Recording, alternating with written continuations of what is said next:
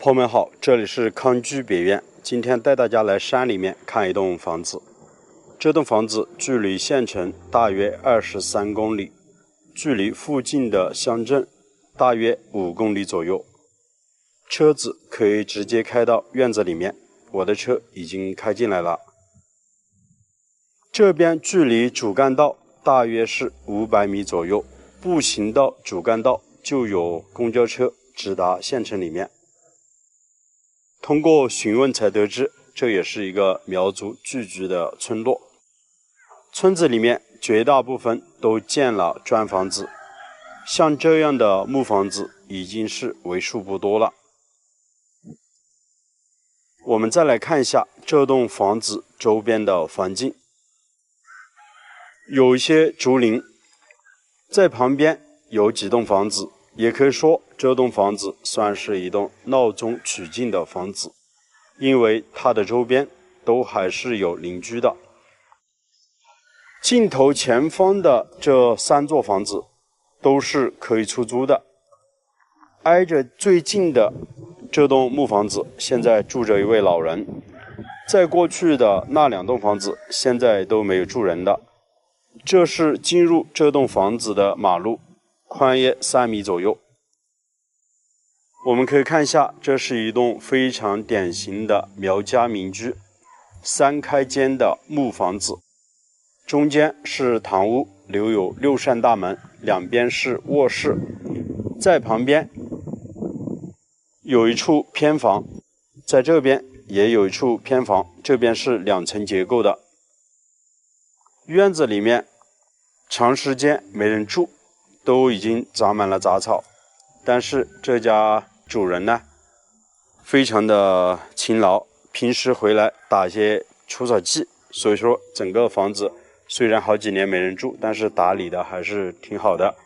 院子的外面现在堆放了很多木柴，这也是一栋老宅子，少说像这样的房子都是好几十年，50、60年以上了吧。那边的厢房留有一扇小门，从那里面进去是以前的厕所还有猪圈。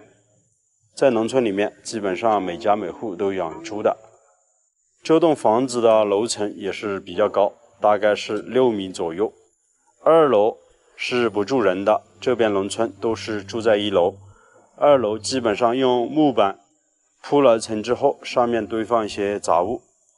这边公路、水电还有网都是通的，非常的方便。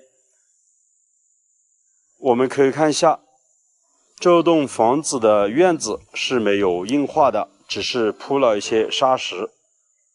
当然如果比较讲究的朋友把这里租下来的话，可以把这个院子好好的打造一下。如果比较喜欢安静的朋友，租下了之后可以在这个位置做一道门，这样子就非常的安静了。现在我们就先走进这处厢房去看一看，待会儿我们再走到正屋里面去看。其实从这些地板都可以看得出，这栋房子是非常古老的。在古时候建房子都是从山上采下来的石块铺成的地板，当年基本上是没有水泥的。别看这样子不是那么平整，但是显得特别的有意境。包括这栋房子，我们看一下它的基脚部分，都是采用的石块，长条形的石块，每一根柱子的下方都垫的有垫脚石，防止这些柱头木质结构与地面直接接触受潮。这边也留的有一扇小门可以进去的。这边是厨房，已经看到了灶台。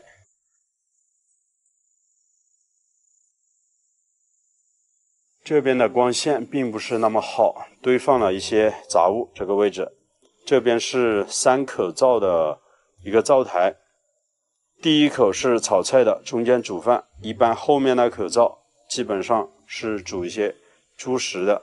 这边有一张桌子，这边是碗柜，打造的都挺好，上面已经贴了瓷砖。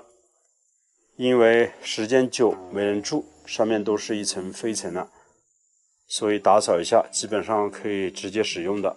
这旁边就是一个粮仓了。这边2楼是不能上去的，只是隔开了，堆放了一些杂物。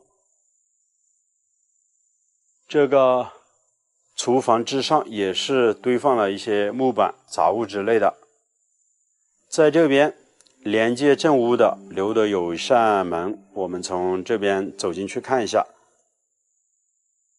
这边是做了一层木地板的，位置比较高，要比堂屋高约30公分左右，这样子防止这边受潮。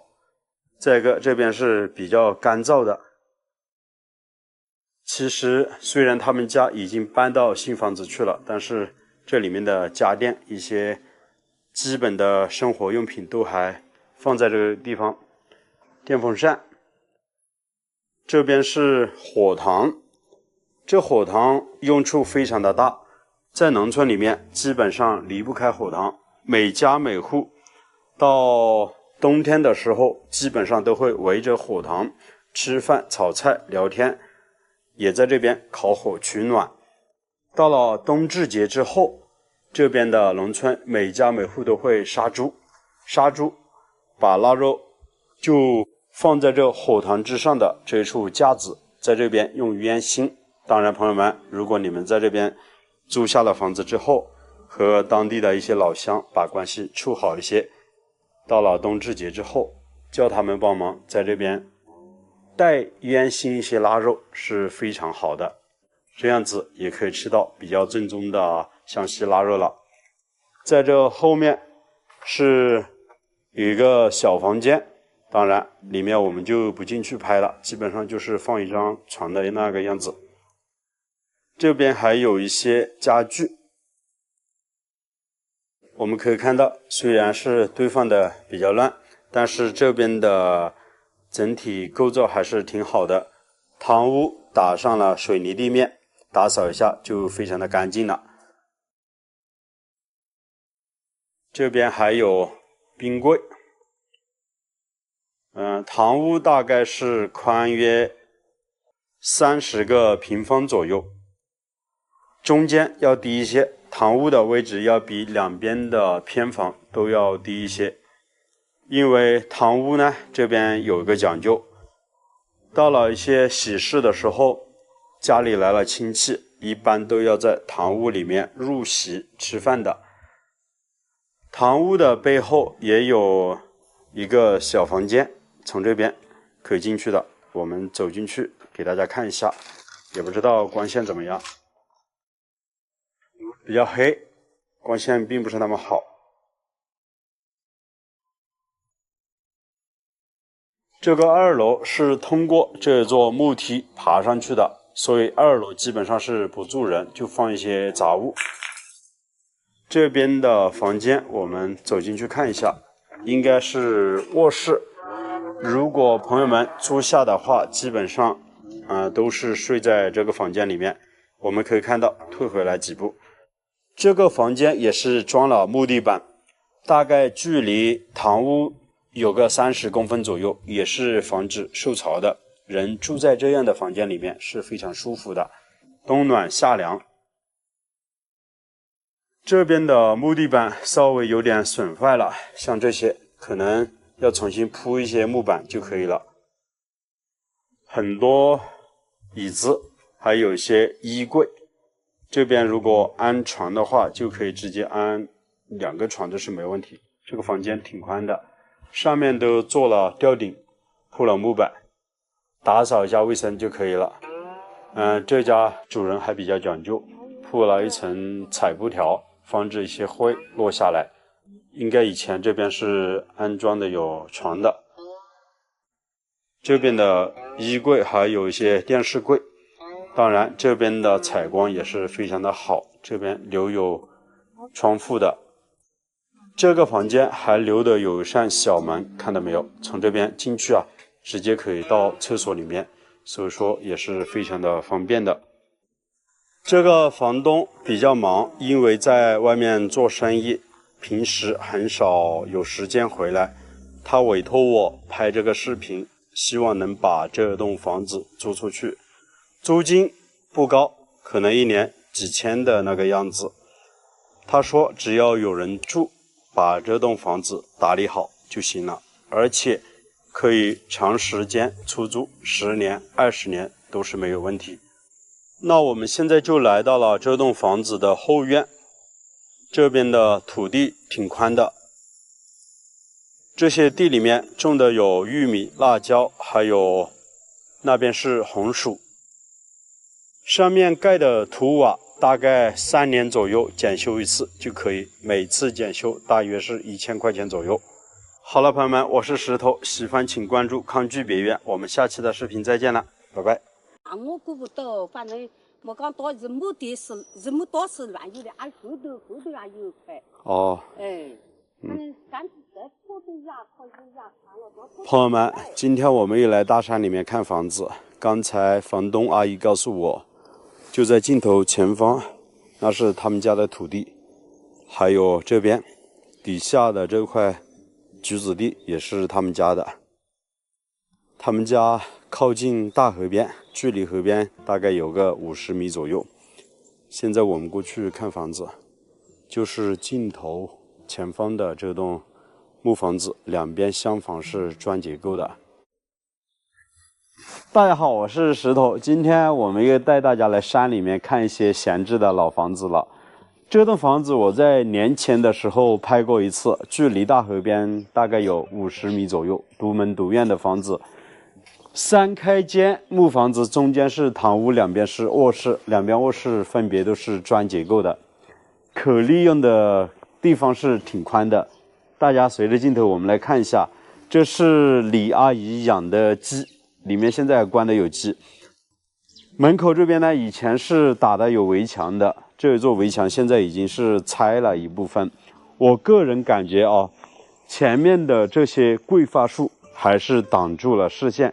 其实这边距离大河很近，站在这个院子呢，就可以看到大河了。河面大概宽约30多米左右吧，深度大概有20多米。河里面的鱼很多，这条河是幽水河的重要支流之一。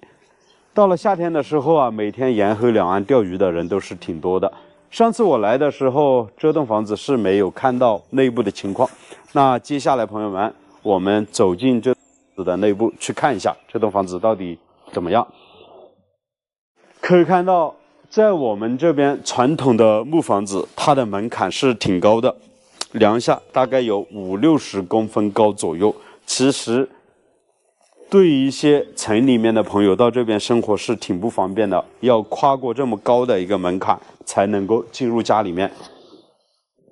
其实整个堂屋我们可以走进来，镜头可以随着进来看一下，堂屋是没有多宽的，目视一下大概有个18到20个平方左右，都已经打上了水泥地面，上面是没有做吊顶的。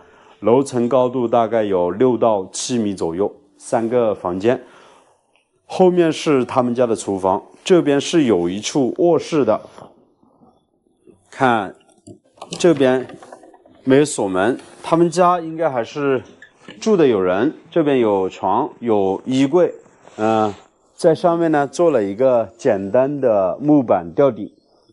因为阿姨家他们是在下面重新修了一栋那个砖房子，所以这栋房子现在是闲置的。我们再随着镜头来看，这边还有一个房间，这个房间大概也是差不多18个平方左右，镜头可以来看一下。这边有床，还装了木地板，上面也是用木板做了一个吊顶。其实像这样的木房子，基本上打扫一下就可以拎包入住了，我个人的感觉还是挺不错的。堂屋的背后，这边留的有一扇小门，跨过这扇小门就可以进入他们家的厨房了。我们过来看一下，整个厨房这边就很宽了，大概有30-40个平方左右。有灶台，有水池，这边还有些碗柜啊。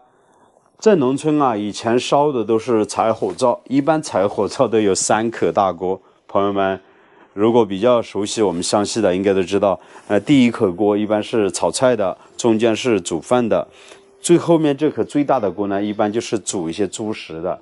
以前农村里面嘛，家家户户都养猪。你看，虽然阿姨他们家呢在下方修建了新房子，但是熏腊肉呢还是在老家这边熏腊肉。这里面炕里面很多腊肉，这都是非常正宗的湘西的腊肉，其实味道是挺不错的。这边是他们家的猪圈，我们过来看一下啊。基本上整体房子的情况大概就是这个样子。这边是城里面非常不喜欢的一个地方，就是养猪圈，底下就是一个旱厕。其实旱厕它是有很多不好的地方，比如说一些城里面的朋友如果在这边生活的话，到了夏天的时候，旱厕它的那个气味是比较大的。像这样的旱厕如果在这边住的话，可以全部把它封盖住，就没有那种气味了。现在都是用的那种城里面用的那种卫生间了。从这边我们走过来是一个杂物间，哎，这个门有点不太好开。这个杂物间是砖结构的，我觉得也可以作为一个书房啊来打造，或者作为一个茶室来打造，都是挺不错的。这一片的面积大概有20多个平方，还挺宽的。这边有单独的一道小门，可以从这边走出去。这个房子啊，通水通电，交通也是挺便利的。这边距离县城大概有10公里，距离附近的乡镇集市是2公里左右。乡镇集市有一处每5天赶一集的集市，一般要买一些生活用品啊，都要到集市里面去买，取快递啊，都要到集市里面去。阿姨，你养了好多鸡啊？我去年养，我就晓得我上学去了，我就没啥没晓得，就养几十，养50-60多鸡。养了50-60个鸡啊？现在就是在这个是过后是他出崽在引，在外头出崽在引回来，我就给他关到我们的豆屋，我就好久回来一边又给他逗一些叫。哦，这样子，都是本地鸡。本地鸡啊。我们这块都喂本地鸡，不喂那些鸡。我看你这边还有一个房间啊。还有个房间嘛。来看一下，大家可以看一下，这边还有个房间。哦，这个房间有的时候你平时回来就睡这边是吧？有时候我也讲是人多了，就到回来就睡到这边来了。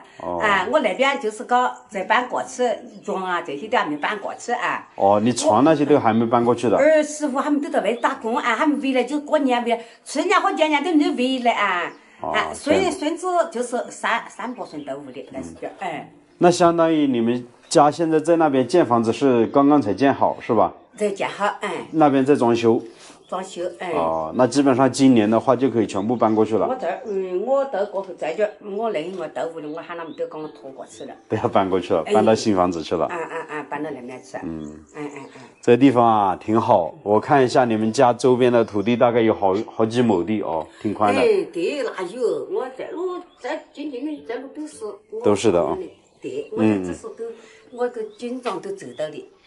好，那我边走边看，到处看一下啊。好。刚才我们说那边有一间大概可以作为茶室，实际上这边的厢房作为一个茶室，或者作为一个朋友接待的地方，可能更好一些。我们走进来看一下，这边就非常的宽了，大概有40多个平方左右，40-50个平方左右，很宽哦。上面都做了一个木板吊顶，这边是砖结构的，做一些壁炉啊都是非常的方便。阿姨刚才告诉我说他们家有一个旱厕，还有一个村里面统一修建的卫生间，我带大家过去看一下，就在这一块。现在他们喝的都是山泉水，从山里面牵引回来的水。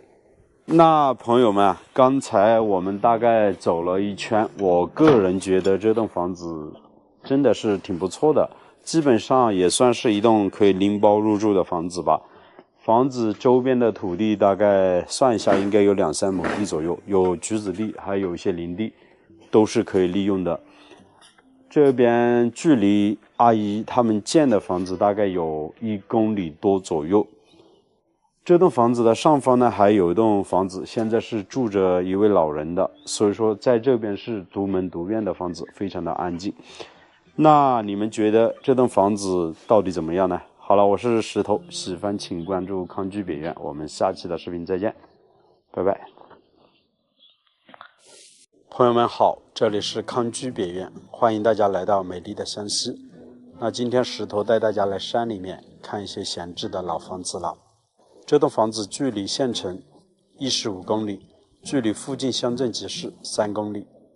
这栋房子是不通公路的，我的车停在我手指的方向。房子建在大河边，从这边走下来大约30多米左右就可以到达这栋房子。房子距离河边只有5米左右。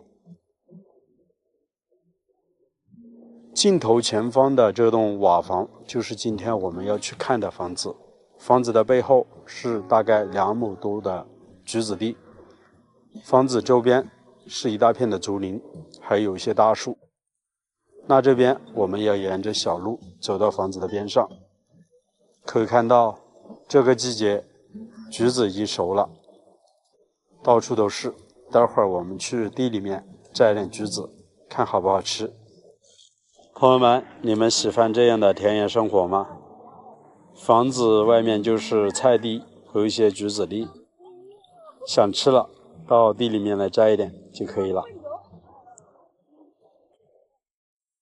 我们要沿着这条小路走到河边，也就是房子的院子里面。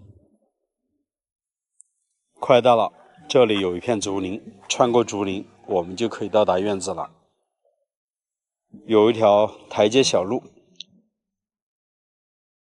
长时间没人住啊，小路上面很多落叶，也没人过来打扫。这片竹林都是他们家的，目视一下有100多个平方呢，挺宽的。底下就是大河了。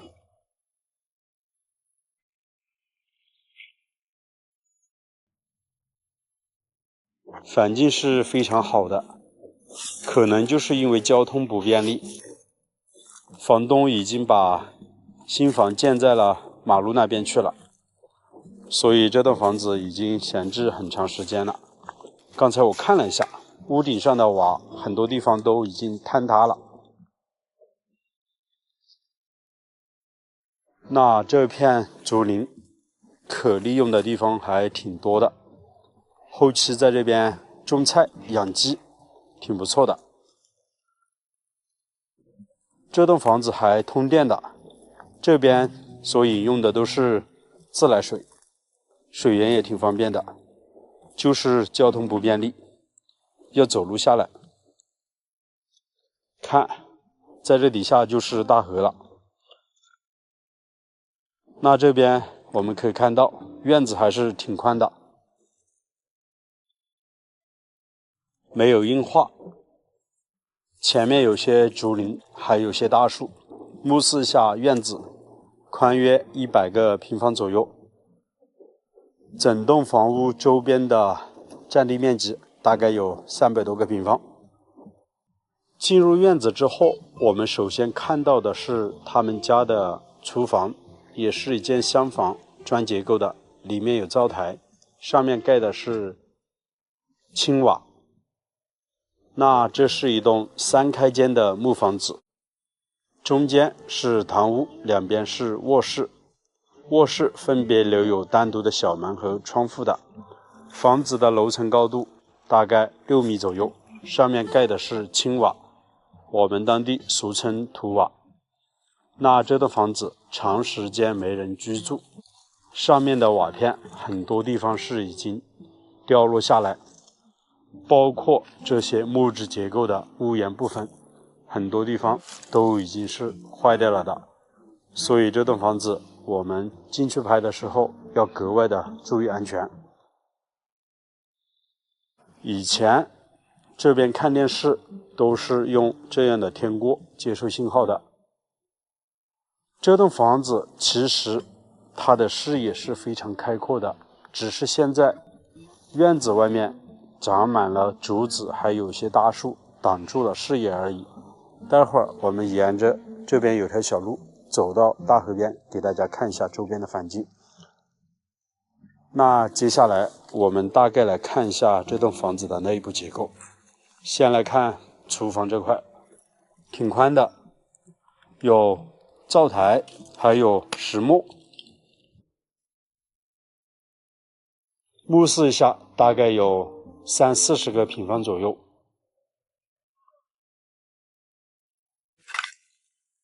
房间还比较通透，采光也比较好。这是卧室了，地板没有硬化，上面是做了一个木质结构的吊顶，有床。房子背后的木板已经是坍塌了的，那我们就不打算进去了啊，因为房子比较破旧，我担心可能不太安全。我们再走到侧边来看一下，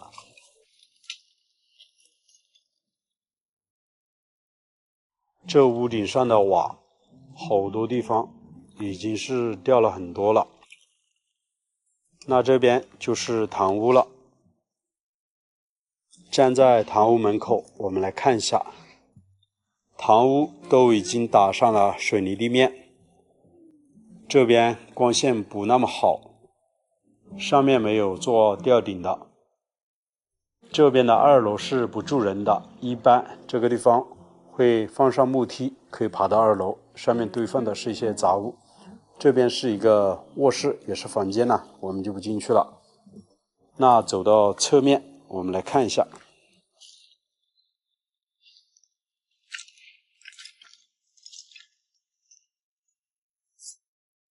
这一间房屋应该是后面加建的，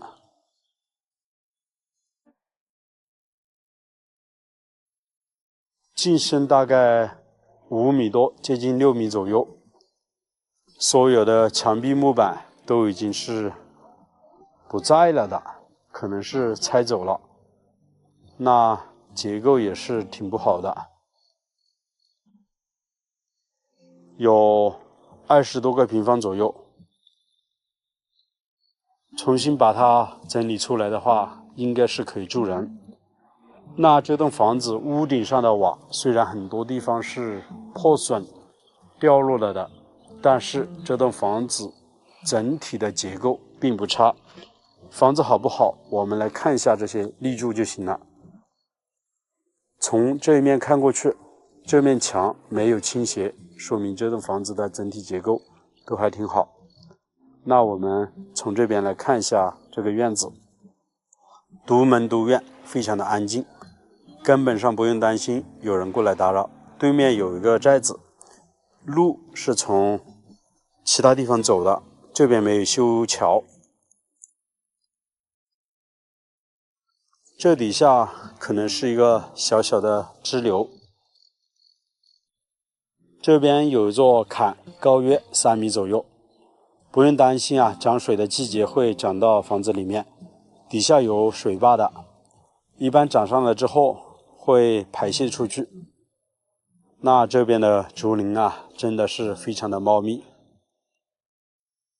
这栋房子到了夏天的时候也是非常凉快的，周边竹林大树，这也是一栋坐北朝南的房子。这边的海拔差不多300米左右。很多朋友私底下告诉我，石头干嘛不去拍一些房子比较好的呢？其实也是没有办法，我们湘西这边的政策就是这样子。现在如果是建好了新房子之后，像这样的老房子必须要拆掉的。所以说朋友们，以后包括像这样的房源是越来越难找了，所以找到一栋啊要珍惜。如果环境好的话，我觉得确实值得去改造的。院子走到河边只有2米左右，就是镜头前方的这条台阶路，也是他们家自己修建的独立的一个码头。我们走下去看一下，这边感觉走的人还比较多，可能是平时一些钓友来到这边钓鱼吧。是不是瞬间特别的开阔？这水面200-300米左右。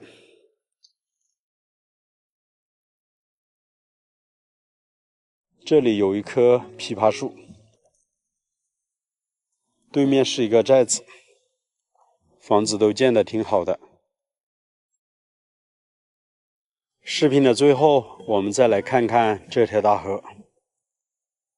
特别喜欢这样的环境，如果喜欢钓鱼的话，就在家门口修建一个钓台，每天都可以钓鱼。好了，我们也要回去了。走上去给大家看一下，这边距离河边真的很近很近啊。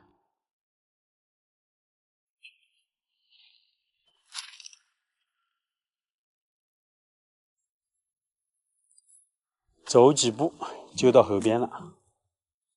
我在想，如果把这边的院子打造出来的话，镜头前方的这块位置可以搭建一个平台出去，以后在这上面搭建一个凉亭，挺不错的。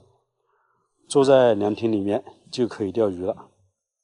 好了，朋友们，我是石头，喜欢请关注康居别院，我们下期的视频再见，拜拜。